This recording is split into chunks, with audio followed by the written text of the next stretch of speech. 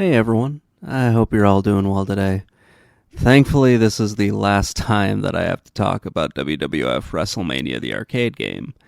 This time we are talking about the PlayStation 1 port of this, and it's a fine game. Like the other versions of this game, the gameplay's alright. It's easy to pull off the moves, everything looks really, really good. It's very fast and it's a lot of fun to play. This one has a pretty decent roster that is similar to the Genesis port, if I'm getting these right. You only have 8 wrestlers, but it's still a lot of fun to play this. Like the other ports, there are only 2 game modes, but you do have 2-player options as well. So you can do the Intercontinental Championship mode or the WWF Championship. Both of these are gauntlet matches, and they play out a lot more like fighting games than an actual wrestling match.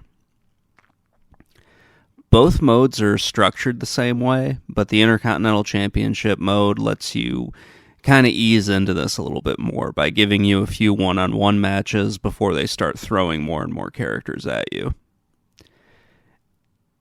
In the Intercontinental Championship mode, you have 4 one-on-one matches, and then you start facing 2 opponents at once. Then when you try for the last mode, you have to fight 3 enemies at the same time. For the Championship mode, you immediately start off fighting 2 opponents at the same time. These matches are all 2 out of 3 falls, and yeah, it gets really cheap, but you can find ways to get your opponents to fight each other. It almost happens on accident, but it does make the game a little bit easier when you can pull that off, especially when you're taking on 3 opponents at once. I do want to talk about the roster a little bit, because it is a little disappointing when you compare it to the other PS1 wrestling games, just because it's only 8 wrestlers. I understand this is still a port of the arcade game, but it would have been nice if they had done something to kind of separate it from the competition. You know, maybe adding 1 or 2 more people to it would have been better, but that just, I guess, wasn't a possibility for them. So in this game, you have Doink, Razor Ramon, Yokozuna, The Undertaker, Shawn Michaels, Bam Bam Bigelow. I'm so glad he's in this game. Bret Hart, and Lex Luger. This port has basically all the same problems as the previous ones, and yeah, it's kind of annoying. I like the game, and I was probably a bit too harsh on it when I covered the Super Nintendo game.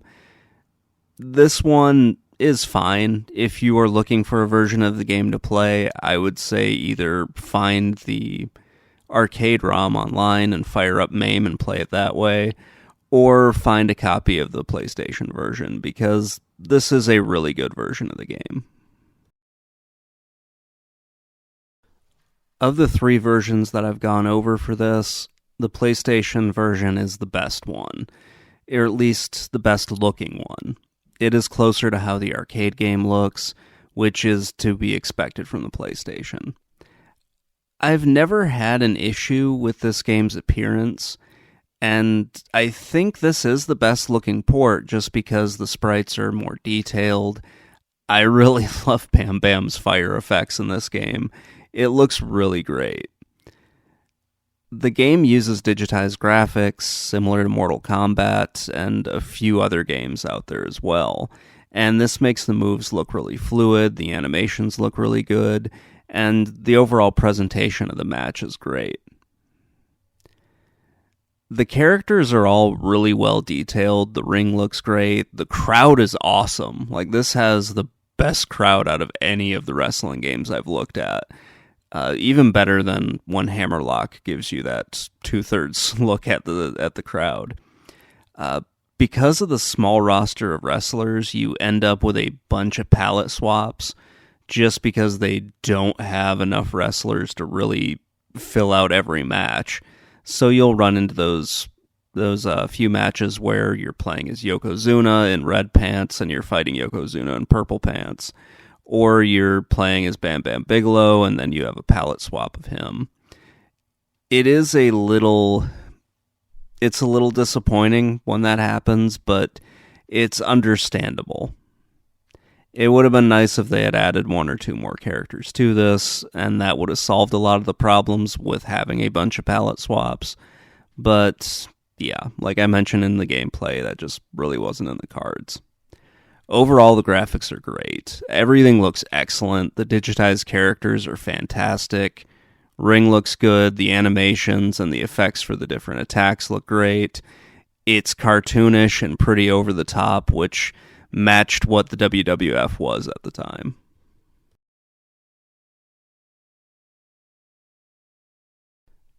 I think this is an okay game. It's a product of its time, and this was at a time when companies were still trying to bring the arcade experience to the home console, and I think this port of the arcade game did that.